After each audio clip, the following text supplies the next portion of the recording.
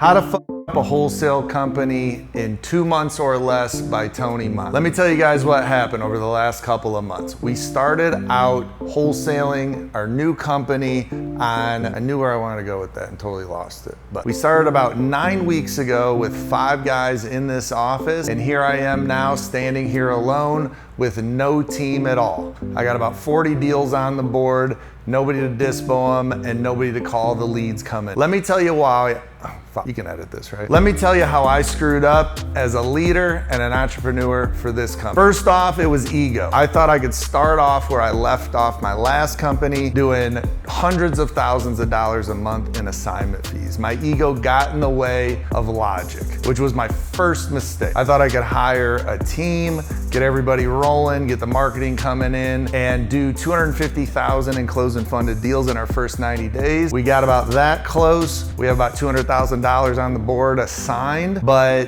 the whole team is gone. And because of the pressure I put on myself and the team, there was a lot of holes in the business that I did not have time to fill, and that's 100% my fault. I take full responsibility. Extreme leadership. Like, if you gotta fix something that's wrong, you gotta look inward and see where you went wrong. It's easy to point blame to everybody else, but at the end of the day, I'm the one that started this. I'm the one that was leading this charge. I'm the one that orchestrated everything, and it fell apart. So where did I go wrong? First was ego. Second was definitely culture and environment. We started off here in this small office, as you guys have seen, and we started off really strong, locking up a ton of deals.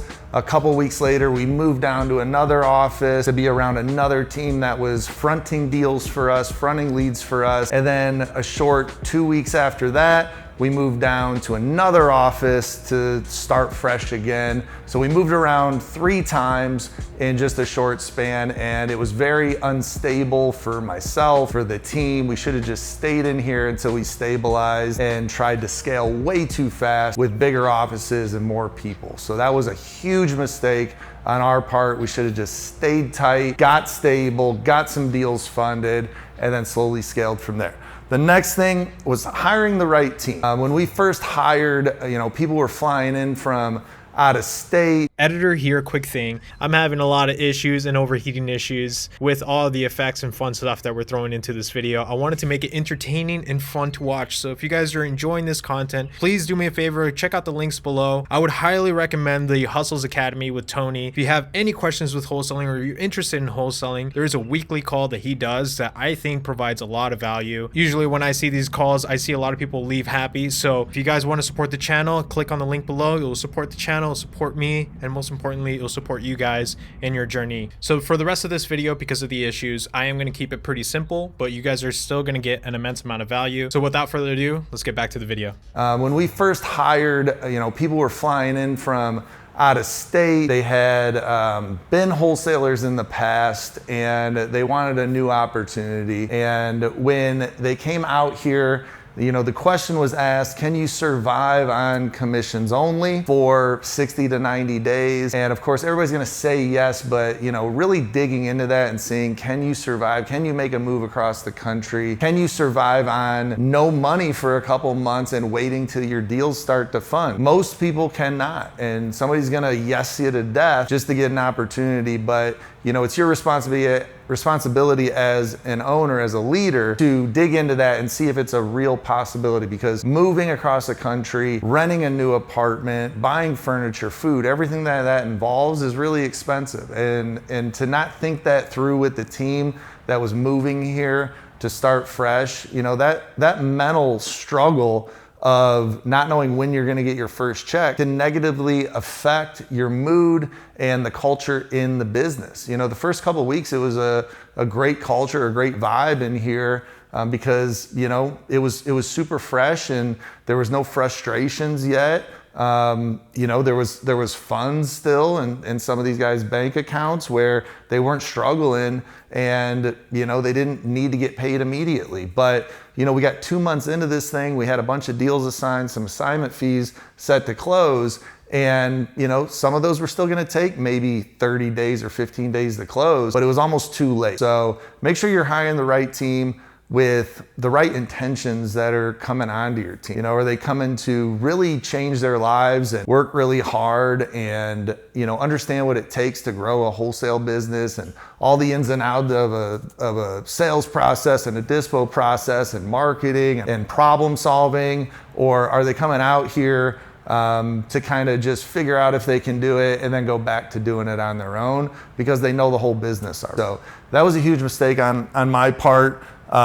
Sales and operations, in terms of management, I went heavy into the sales management myself, where I'm just helping underwrite deals, lock up deals, heavy on acquisitions. Let's get as many contracts as humanly possible, and flooded the dispo side of things to where I thought, okay, as long as we get enough contracts, I'm gonna then have time to help dispo and transactions get these things to the closing table. But what I didn't take into consideration was I couldn't leave that sales position with acquisitions. I had to continue helping them, and I just was way too thin on my time to where I could help the entire process all the way to the closing table. So a lot of stuff started falling through the cracks in the CRM, not giving enough CRM training and enough attention to dispo because all my attention was on the acquisitions team, and not hiring a TC fast enough to help get these things to the closing table was a huge mistake. There's two parts of this business in any business. Like, you need your sales, but you also need your operation. And when there's one person managing both sides, it was way too big of a team, way too many deals locked up to where I spread myself way too thin. Even working 12 hours a day, there was not enough time in the day to handle the issues that were coming up that day, let alone compounding over 8-9 weeks. So ultimately it got to the point where this thing was about to break, and I was about to break because there was just so many deals, so many ins and outs. I didn't have the operations side dialed in. I should have either started off with an operations manager or started off with, more dispo and more TC to handle the workload that was coming through. But definitely you want to balance your sales and operations management for your team, which I failed to do. Also, marketing and market. We need to practice what we preach. And anybody first getting into real estate or into wholesaling, I always tell them, hey, pick one good market, maybe two, but usually just start with one because there's enough deals in one market that you could stay in that market for the rest of your life and make a good living. Again, my ego got in the way. I knew all these different markets, 5 different states. So let's jump into all 5 states that I know. That was way too much. We were spread too thin on underwriting, on title companies in the beginning, dispo and buyers. We were locking up deals in towns we had never done deals before. So we had to start a whole nother process on finding buyers for those markets. There's a lot of MLS rules that have changed lately. So it was a struggle to get some of these listed on the MLS as well. So our dispo process really got dammed up with the amount of deals, and we got bottlenecked because we were in way too many markets and our marketing just wasn't dialed in. We were taking on certain leads coming in that were inbound fronted to us that were really distressed sellers, owner occupied, that we thought were really good deals, but we went away from our absentee owner data, which is our bread and butter and has been for years. We thought these leads were so good that were owner occupied, we could still get them to the closing table, but with owner occupied properties, a lot of the times, there's a lot of access issues and sellers want to back out once we get into our process. So that was a big mistake on that marketing strategy. And even on the marketing we were paying for, we went statewide in new states, like Texas. And I don't know if you guys have seen a map of Texas. It's a big state with a lot of small towns, and we were locking up deals in small towns, which we tell people not to do because they're rural. We assumed we could just list them on the MLS and they would move. But a lot of those deals are taking a really long time to move. So our marketing, all of our old leads that we had in our CRM was our primary marketing, but which is good for a supplemental lead source, all your follow-ups and your nurture campaigns, but you do need to turn on your cold callers and get fresh data and fresh leads coming in every day, which we failed to do. We thought there was enough of our 17,000 old leads, we could just lock those up. But when you think about it, if a lead's been in your system for 2 years, they've probably been under contract a million times, they haven't sold their house yet, how motivated is this lead and how low can you get it to get a good assignment. So that was a mistake. You know, that should have been supplemental leads and deals from, you know, fresh data that we pulled and hiring cold callers to send us good leads. So, you know, there's a lot of fronts I take responsibility for 100%. You know, it's not all a failure. You know, we're still going to close, you know, probably over $200,000 out of the deals we got, you know, which was, you know, where my ego was pushing me was the numbers and to be the best, biggest wholesaler, you know, in the industry.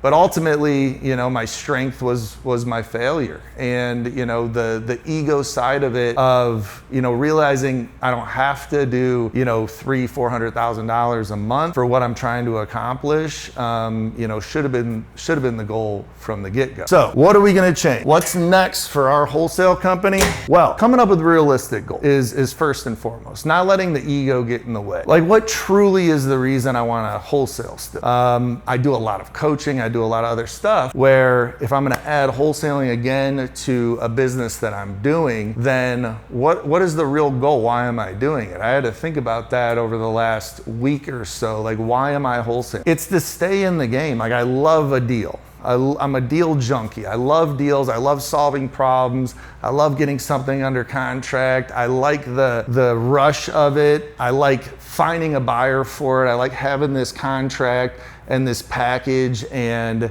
dispoing it to a buyer and explaining why it's such a good deal. Like, the whole process is so fun to me. Like, I never want to stop doing it. I love flipping properties. I've flipped, you know, over 10 properties virtually and made over $1 million on those flips. So I want those opportunities. I want to stay in the game. I want to continue to learn, because if I'm teaching wholesaling, I got to stay in the game. I got to go through this with you guys so I stay sharp. You know, I've only been doing this for 4 years. I've done about 500 transactions, but there's still a lot to learn in this game. There's people that have been doing this a lot longer than me, a lot more transactions than me. So if I'm gonna coach it, I need to stay in it. So I need to focus on that going into this new team and restarting this business, knowing that it's not about doing 10, 20 deals a month at $300,000, $400,000, $500,000. Like, I need it more manageable where we can just get good deals, go through the process, make this way more efficient and way more profitable with low overhead, a smaller team, more manageable, and, you know, true leaders in place and operations in place. So, you know, the goals moving forward is really just six-figure month. Doesn't have to be $250,000, $300,000, $500,000 a month. You know, I think an average of $100,000 a month is very doable with a small team. You know, 2 closers, 1 dispo, 1 TC. And as long as it's managed correctly and efficient with the right marketing, that's a very realistic number. And it's something I can manage with everything I do every day. I do coaching calls every day. I have other businesses, other responsibilities. So to put enough time and effort into this team, that's the goal moving forward. And I want to buy rentals. You know, I'm to the point in my career where building a portfolio is very, very appealing to me. So I'm going to build a portfolio, do wholesale deals, and a couple flips here and there. The culture, obviously, just being stable, being in one office, you know, being with, you know, another team in that office too, where we can collaborate. Like, we just needed some stability. So there's no more moving offices and trying different offices and different teams. Like, you know, we're home now, and we're gonna be there for the foreseeable future. And, you know, the team needs that stability, knowing we're not gonna be bouncing around every 2 or so. You know, building that culture and integrating, you know, with the team that's already in that office is gonna be great. So we're gonna just stay put in one office this whole round, which is gonna help a ton. The team in general, you know, not hiring, you know, the first people that reach out, like actually having an interview process and really seeing what their goals are and their intent is on joining the team. You know, is it to come out here and learn for a few months and go do it on their own? Or is it truly to come be a part of what we're trying to do over here with our culture, our team, and a bigger vision overall? You know, it's not all just about the money. You know, it's easy to make money in wholesaling and real estate. Like, anybody who does it and grinds and puts the work in is gonna make money. You know, that's not the end goal for everybody. It's like, are you coming out here to, you know, build a good foundation and a good team and stabilize this thing where you can come in, you can learn a lot, you can do deals, you can get good marketing, you can get good leads coming in, stick to a process, make money, and learn a ton. If you're with us for 2 years or 20 years, like how much can you learn and take with you for the rest of your life? So really figuring out that culture and that team, like how does everybody mend together to where they're not going to get up and leave after a couple months and try and do this on their own because they think they can do better than what's going on in this business.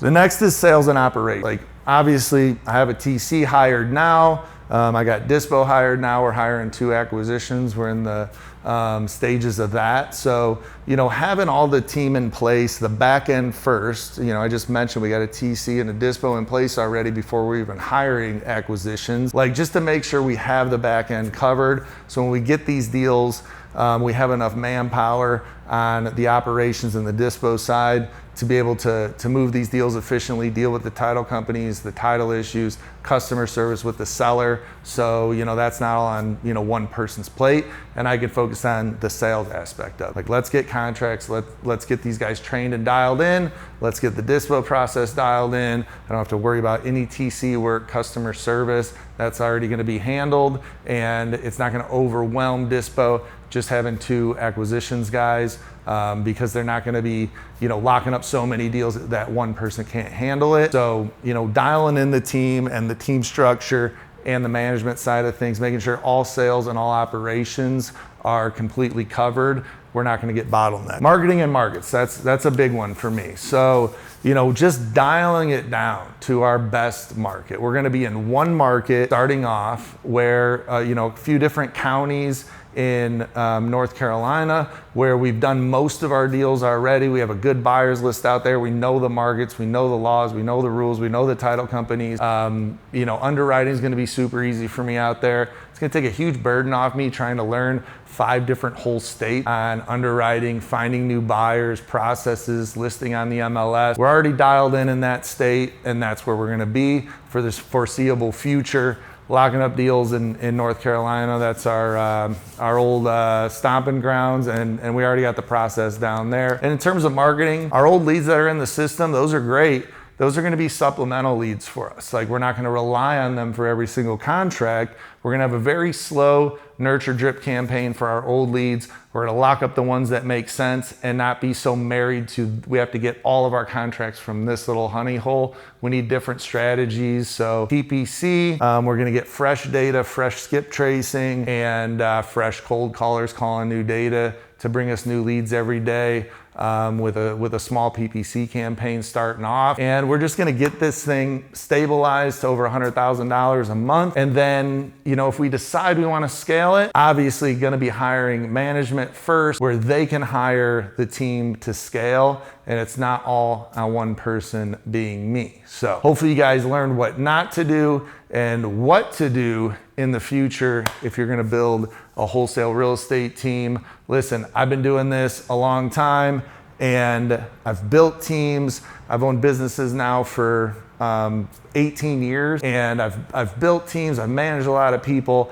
and I can tell you from the outside looking in, once I got out of the weeds and stepped away last week for just 2 days and saw what was going on instead of just being in the fight, I realized everything I was doing wrong. So, it just took me stepping outside and looking inward and saying, like, how is this my fault? And if I never did that, if I just blamed everybody, I'd make the same mistake moving forward. So being able to take the blame, understand what you did wrong, and how to fix it is how we're gonna build this thing way more efficient, that is gonna last a long time, where the team's not gonna get up and leave or get fired because of frustrations.